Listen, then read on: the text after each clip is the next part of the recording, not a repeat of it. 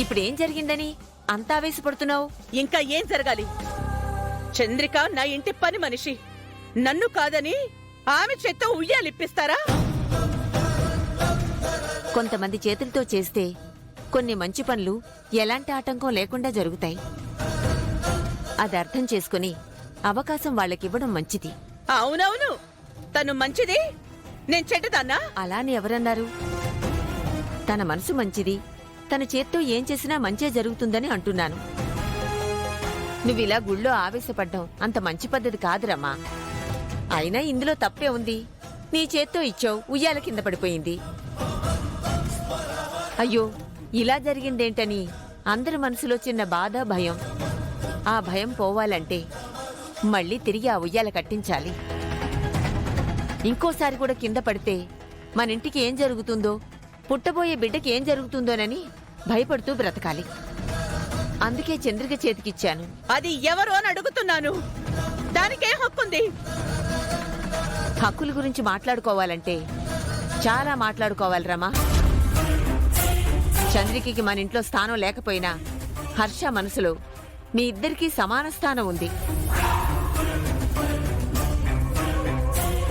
అది మర్చిపోవద్దు. అందుకని దాన్ని తీసుకొచ్చి నెత్తిన పెట్టుకుంటారా? 4 రోజులకి దాన్ని తీసుకొచ్చి నా స్థానంలో కూర్చోబెట్టి నన్ను పనిదాన్ని చేస్తారా? తనను నీ స్థానంలో కూర్చోబెట్టాలంటే ఇన్నేళ్ళు పట్టేది కాదురమ్మా. ఓ మంచి పని చేస్తేనే నువ్వింత బాధపడుతున్నావు. ఆ రోజు ధనుసు విరవాలన్నప్పుడు ఇంట్లో ఎవరి వల్ల కాలేదు. పని మనిషి అనే ఆ చామంతి వచ్చి ధనుసు విరిసింది.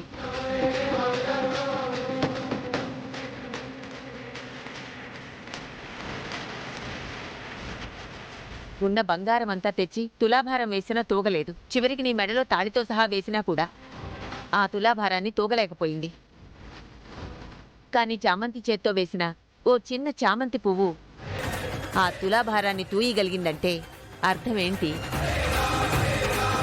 కొందరి చేతులతో చేసిన పనులు జరుగుతాయి. అందుకే చంద్రికకు అవకాశం ఇచ్చాను. మీరందరి ముందు నన్ను తక్కువ చేసి చంద్రికతో ఇలాంటి పనులు చేయిస్తే ఇక ఇంట్లో నా విలువే ఉంటుంది. రేపది నన్ను లెక్క కడుతుందా? రమా, నువ్వు కొట్టినా తిట్టినా ఈ రోజు వరకు చంద్రిక భరిస్తూనే ఉంది. అది నీ మీద ఉన్న భయంతో కాదు, నా మీద ఉన్న ప్రేమతో. నా ఇంట్లో ఉంటే చాలనుకుంటుంది కానీ ఇక్కడ ఏదో స్థానం కావాలని కోరుకోవడం లేదు.